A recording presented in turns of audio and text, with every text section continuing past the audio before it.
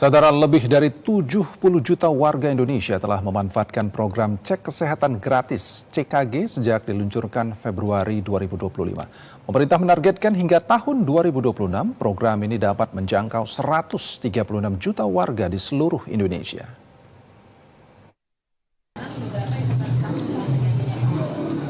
Menteri Koordinator Bidang Pembangunan Manusia dan Kebudayaan, Pratikno, meninjau pelayanan cek kesehatan gratis atau CKG di Puskesmas Cilandak, Jakarta Selatan. Program CKG menjadi bentuk komitmen pemerintah di bawah kepemimpinan Presiden Prabowo Subianto dalam meningkatkan kualitas sumber daya manusia Indonesia. Pratikno menekankan kesehatan merupakan fondasi utama dalam membangun masyarakat yang berkualitas dengan pendekatan pencegahan melalui deteksi dini penyakit. Di sela kunjungannya, Pratikno juga menilai alur pelayanan CKG kini makin sederhana dan efisien, sehingga memudahkan masyarakat dalam mengakses layanan kesehatan gratis. Alhamdulillah, sudah lebih dari 70 juta rakyat Indonesia yang sudah menikmati layanan kesehatan gratis ini. Jadi cek kesehatan sekarang untuk kesehatan kita di masa depan.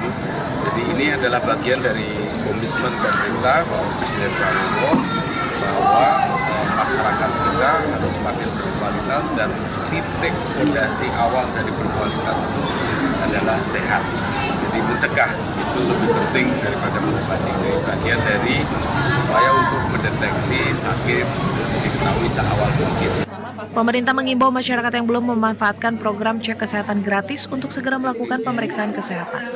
Program CKG kini tidak hanya tersedia di puskesmas, namun juga diperluas ke berbagai lokasi seperti sekolah, kantor, dan tempat kerja sebagai upaya meningkatkan kualitas kesehatan masyarakat secara nasional.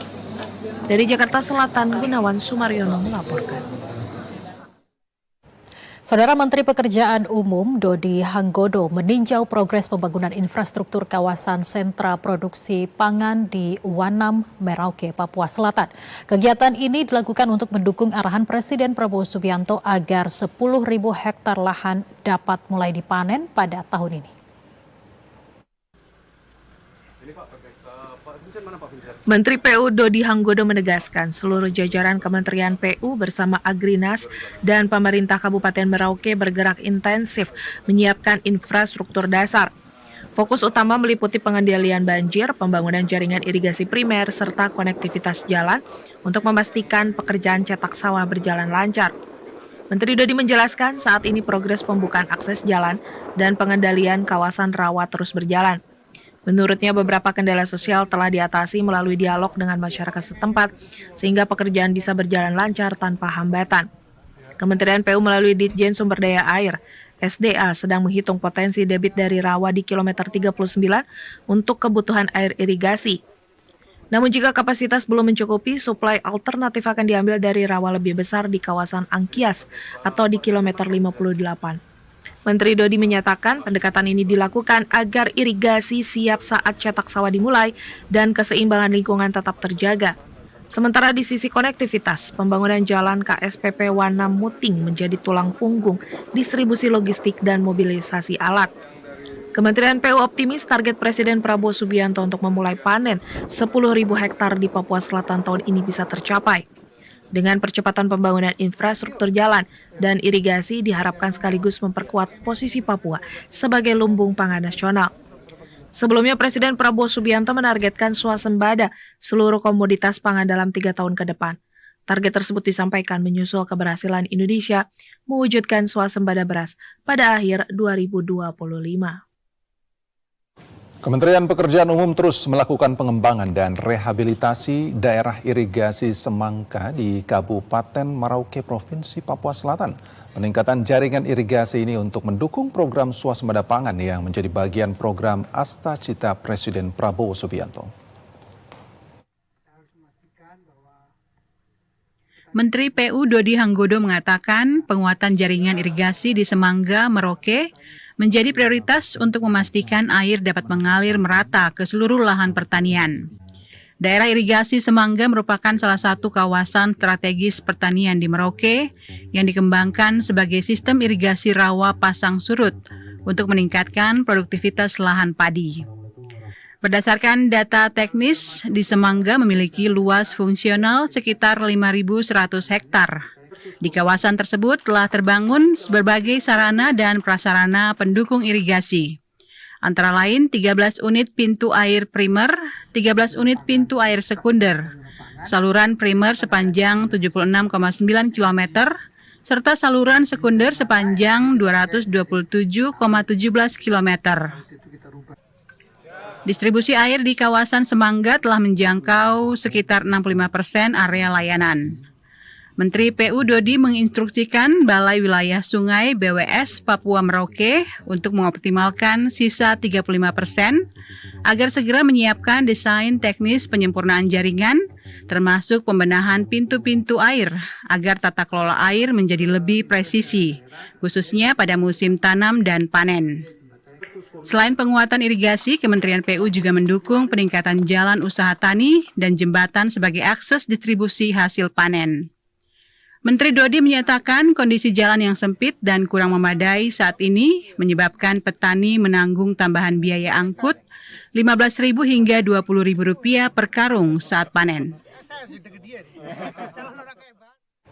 Saudara, di ujung selatan Papua, pembangunan kawasan sentra produksi pangan atau KSPP Wanam terus dikebut.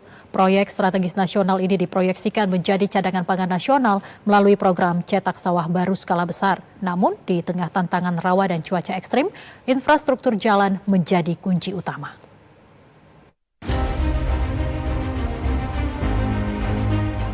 Wanam kini menjadi arena pertaruhan besar ketahanan pangan nasional.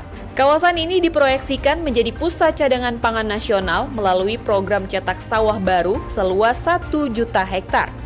Proyek strategis nasional ini tidak hanya membuka lahan pertanian, namun membangun ekosistem baru dari irigasi, industri biodiesel, hingga penguatan pertahanan negara.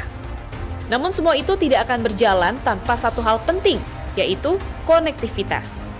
Membangun jalan di Wanam bukan pekerjaan biasa. Kondisi alam yang didominasi rawa dengan curah hujan tinggi serta pasang surut air laut yang ekstrim sering membuat alat berat tidak berdaya.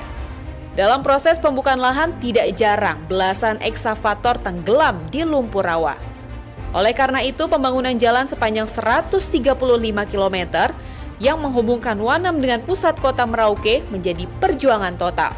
Hingga akhir Januari 2026, sepanjang 58 km jalan telah berhasil dipadatkan dan sudah dapat dilalui kendaraan.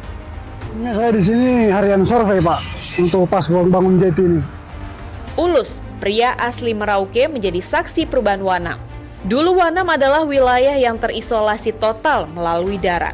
Semua kebutuhan logistik hanya mengandalkan jalur air yang lambat dan tergantung pasang surut air sungai. Ya, bedanya kalau waktu sebelumnya di sini setengah mati, Pak. Karena daerahnya begini lumpur apa.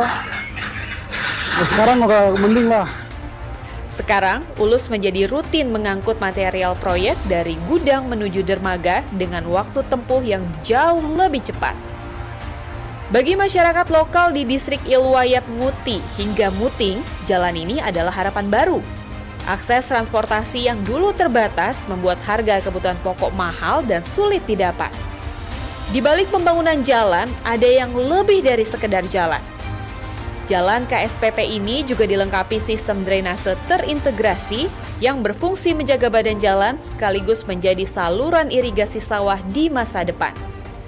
Wanam disiapkan menjadi lumbung pangan terbesar, tidak hanya untuk Indonesia, namun juga dunia.